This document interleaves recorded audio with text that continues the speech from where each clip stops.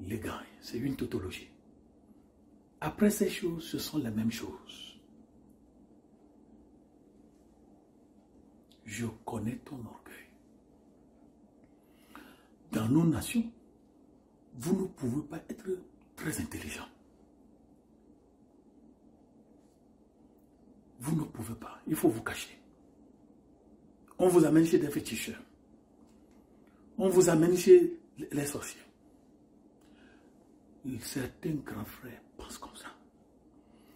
Ça dit, j'aime beaucoup le mot façade. Ou, en fait, façade veut dire deux faces.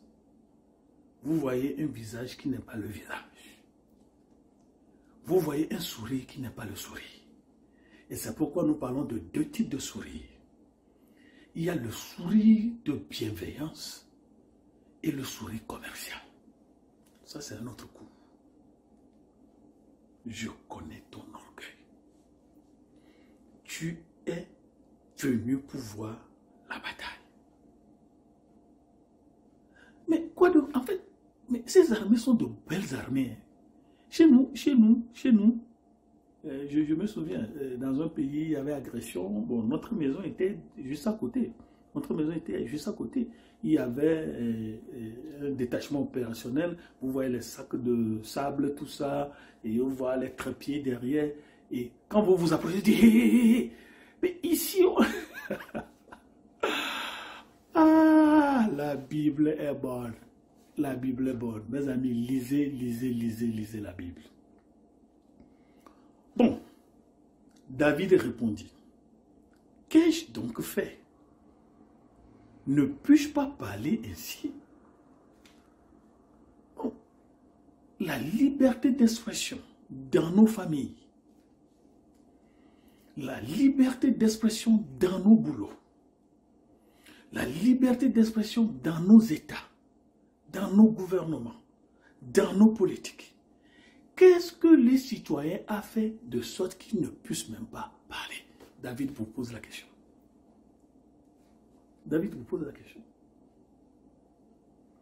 David est sur le terrain de la guerre à dessein. C'est un monsieur objectival. Il poursuit un but. Il n'est pas venu pour des pourparlers militaires. Il est venu pour une victoire militaire. Alors il se détourne. Ça dit, c'est ce qu'on... Il y a des amis qui vous perdent du temps. Il faut les laisser. Je dis ça aux gens. Vous n'avez pas besoin d'avoir certaines personnes comme des amis. Ils vous perdent du temps. On les appelle les tueurs de talent. Il se détourna de lui pour s'adresser à un autre et fit les mêmes questions. Le peuple lui répondit comme la première fois.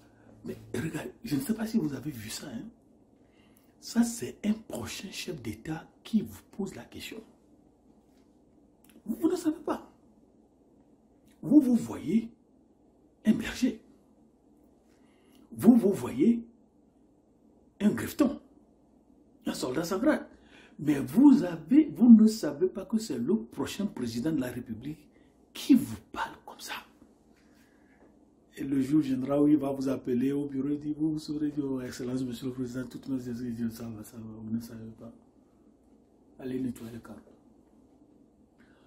Lorsqu'on eut entendu les paroles prononcées par David,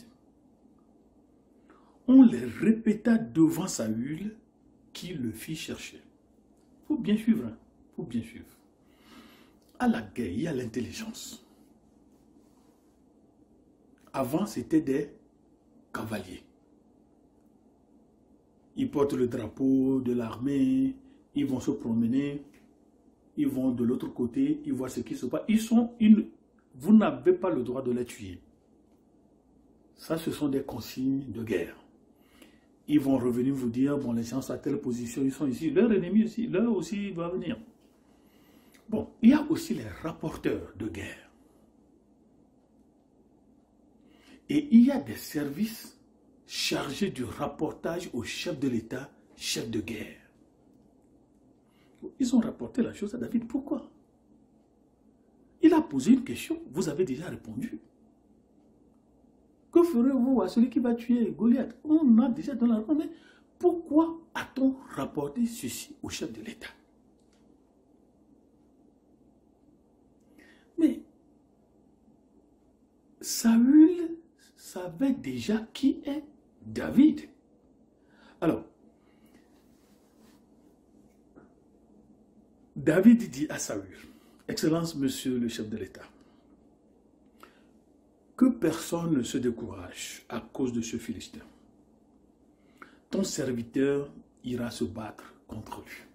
Je me propose un rançon pour plusieurs, l'image de Jésus. Il faut suivre.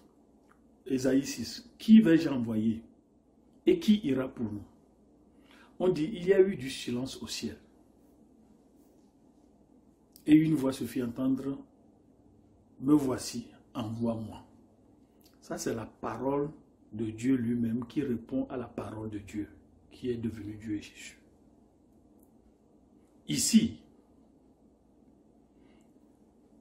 David se donne comme rançon pour plusieurs.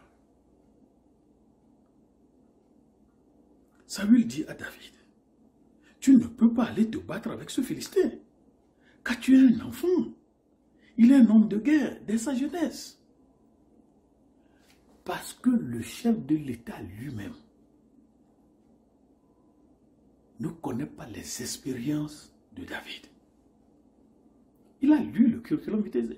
Dans mes cours de sciences organisationnelles et leadership organisationnel, j'ai demandé aux organisations, ne demandez plus aux gens de faire des curriculum vitae.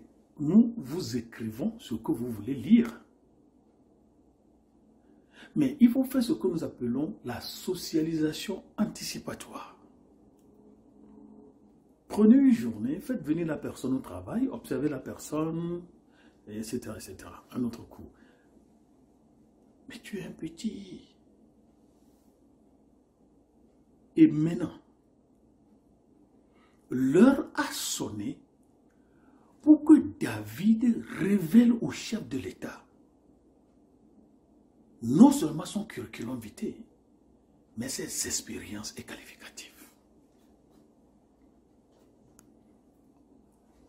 Est-ce que vous voyez un schéma contraire? Nous allons sur les radios, nous allons à la RFI, nous allons sur Facebook et nous racontons nos qualificatifs et nos expériences. Alors que le chef de l'État n'a pas encore lu notre CV. Il ne sait même pas que nous existons.